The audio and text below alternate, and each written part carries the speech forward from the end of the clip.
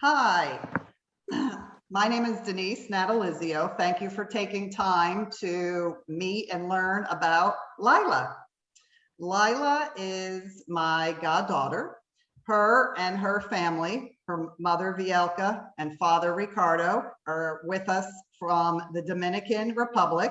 We also have Dr. Madeline Stazone with us from Indiana, and I am in Florida. When I was a teacher, English teacher, living in the Dominican Republic, I met Vielka as she was one of my English students, and we quickly became friends. And then I was present when Layla was born, as I still lived in the Dominican Republic at that time. You're going to learn a little more about Layla. And Vielka, can you give us a little kind of overview regarding Layla's medical history? Yes, Layla was born with 7 pounds, and she was a really healthy and happy kid, happy baby. But when she was 18 months old, then she got fever and swollen knees. The doctors here treated her like septic arthritis. And they had a lot of procedures open her, and then the Ricardo's uncle who lived in Miami took her to Miami, and she was there for 3 months, and then she was diagnosed with the rheumatoid arthritis, and then she was really with the proper treatment with steroids, methotrexate, and a bunch of meds. A lot of. And when Layla was 9, we had living back to La Romana. We changed the doctor, and this one doctor changed all the medicine for her. He was naturalist. He has a Cuban ideas, and it caused Layla going low in iron, and the deficiency caused the muscle to contract. Then she got the wheelchair. We changed again from to another doctor, and he's the one that she's actually with, and he, thank God, stopped the disease. He gave her the Embrel and put her in remission, and he's always hoping for the surgery, because he said that it's the right thing to do, but we were really afraid to do here again, because she had a surgery before, and because of the rehab wasn't properly, then she went back and worse. And that's why we were so afraid to put her through all that pain. And now she's doing, and she has always done a very fine and happy life, as we can make her have as a family. She has artistic vein, and she was always happy. She was always smiling, even though she was in pain. She was a role model in the high school for everybody. Everybody loves Layla. When she was at the university, was the same. Never took advantage by their illness. She was always, and she has been always doing her best. And we are really proud of her and willing to have a better life for her when we, as parents, the life took out, then she can have a really life without us. We are going to see her apart, but by herself.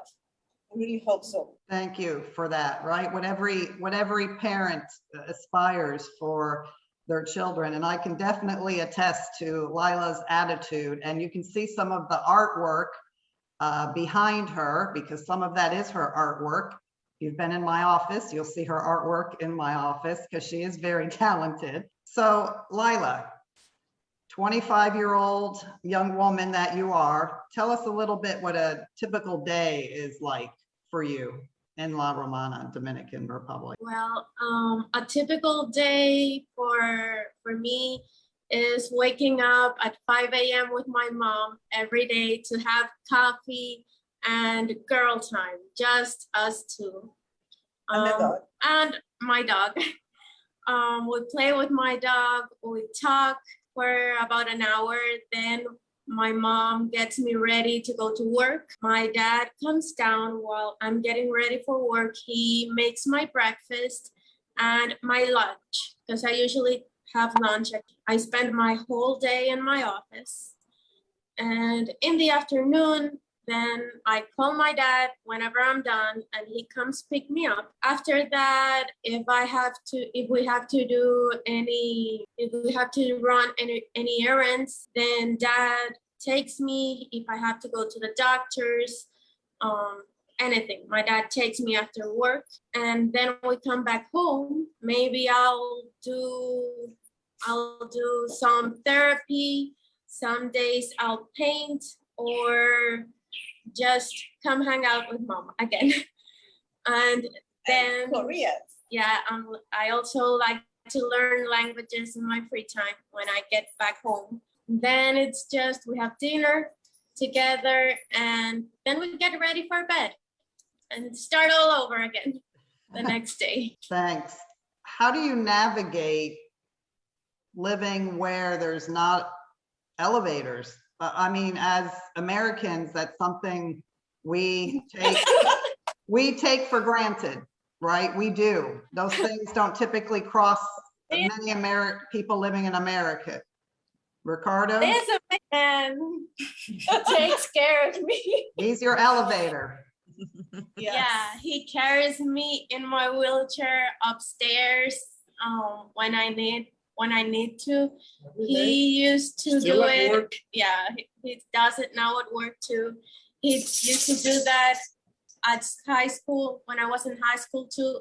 3 floors up and down every day. At the university too, Yeah, the the first year? university. He's always by my side. Yeah, He's my leg right now. yeah. How fortunate to I'm very lucky. have the parents that you have.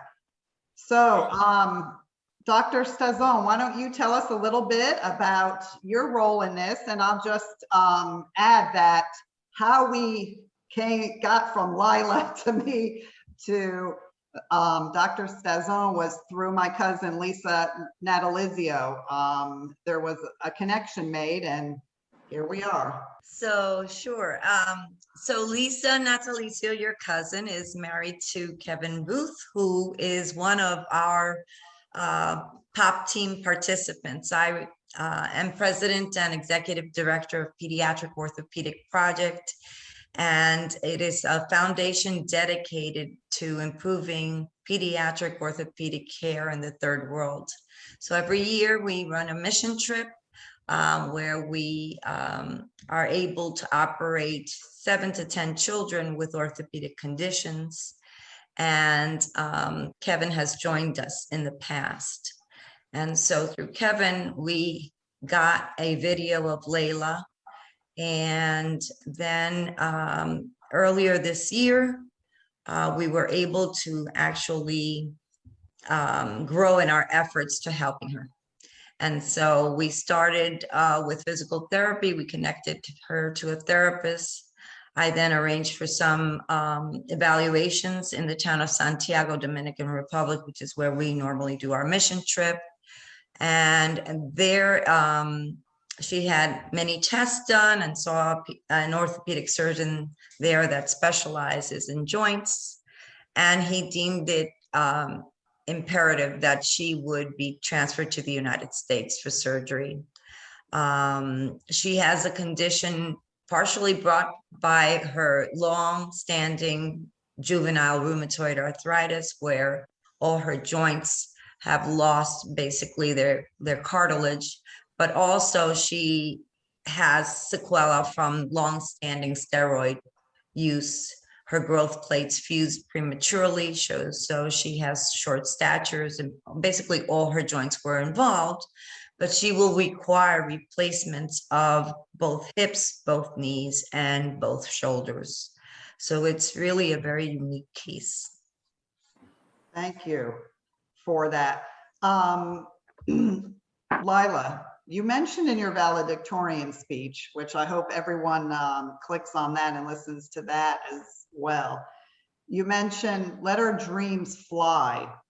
What exactly does that mean to you, and what are your dreams? To me, it means that it is okay to have hope for the future, no matter what situation you might be in at the moment, no matter how hard you think this moment is for you. I think that it is always good to have hope, because I feel that it actually helps me overcome the tough parts of life, because I know that it could be better, and I hope that it will be better. So when I think about that stuff that way, I don't know, just imagining how things could be, I feel happy.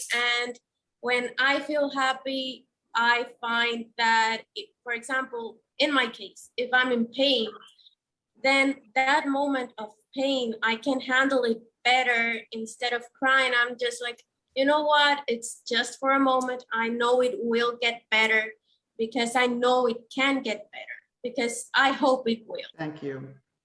Ricardo and Vielka, as parents, what are your dreams for Lila? Well, first one, seeing her walking again free, having an autonomous life, and that her dreams come true. That will be good enough for me. Seeing her dance, because she loves to dance, and being and doing everything that she really knows she can do it, and that she really loves to do. She cooks. She has made some bakery, and it's like that. My dream is seeing my daughter be all the things that she likes and wants. Well, my hope is that we are all together in St. Louis when Lila takes her first step. Yeah. So That would be awesome. So I am requesting that everyone who's watching this, please share it with your colleagues, with your family, with your friends, and help Lila walk again. Thank you. Thank you. Thank you.